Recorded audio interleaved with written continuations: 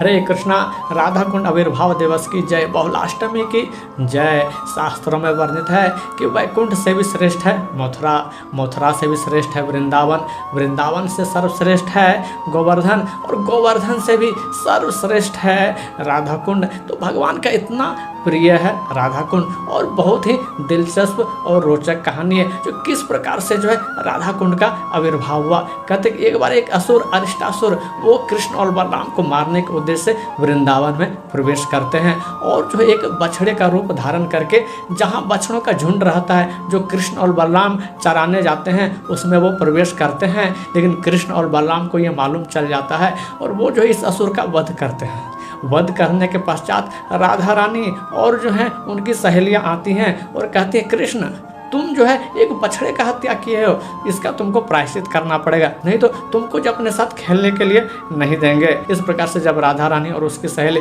कृष्ण के साथ इस प्रकार का मजाक और ठिठोली करते हैं तो भगवान कृष्ण जो है अपने एड़ी से वहाँ जो एक कुंड का निर्माण करते हैं। जितने भी पवित्र नदियाँ हैं गंगा, जमुना, सरस्वती, कावेरी, नर्मदा, इस प्रकार से सिर्फ इतने ही नहीं, कहते हैं 68,000 तीर्थ स्थल जो है उस समय वहाँ उपस्थित होते हैं और उस कुंड में प्रवेश करते हैं, और उस कुंड का नाम पड़ता है श्याम कुंड।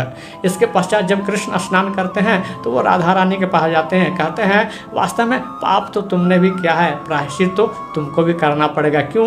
क्योंकि वो एक असुर था और तुम लोगों ने असुर का जो है पक्ष लिया है, इसी कारण से तुम लोग भी जो स्नान करके प्रायश्चित करो। तो राधा रानी कहते नहीं, उस कुंड में जो है हम स्नान नहीं करेंगे, हम अपना अलग से एक कुंड निर्माण करेंगे। और राधा रानी अपने जितने भी सखी रहती हैं अपने कंगन को उतारती हैं और उस कंगन से जो एक कुंड का निर्माण करती हैं, और फिर जितने भी तीर्थ स्थल हैं वो उस कुंड में आते हैं। इस प्रकार से सर्वप्रथम जो उस कुंड में कृष्ण स्नान करते हैं और उस कुंड का नाम पड़ता है राधा कुंड, और इस कुंड का एक और नाम है कंगन कुंड, क्योंकि कंगन से जो ये कुंड का निर्माण हुआ। इस प्रकार से कृष्ण जब स्नान करते हैं उसके पश्चात कहते हैं कि ये कुंड जो है सर्वाधिक प्रिय है मेरा। इस प्रकार से जो व्यक्ति भी इस कुंड में स्नान करेगा उसको समस्त तीर्थ स्थल का तो लाभ मिलेगा ही, साथ ही साथ कृष्ण प्रेम की प्राप्ति होगी। इस प्रकार जो है महिमा है ये राधा कुंड की। ये कुंड जो है राधा और कृष्ण के सर्वोच्च प्रेम का जो है वो प्रतीक है। कहते हैं आज भी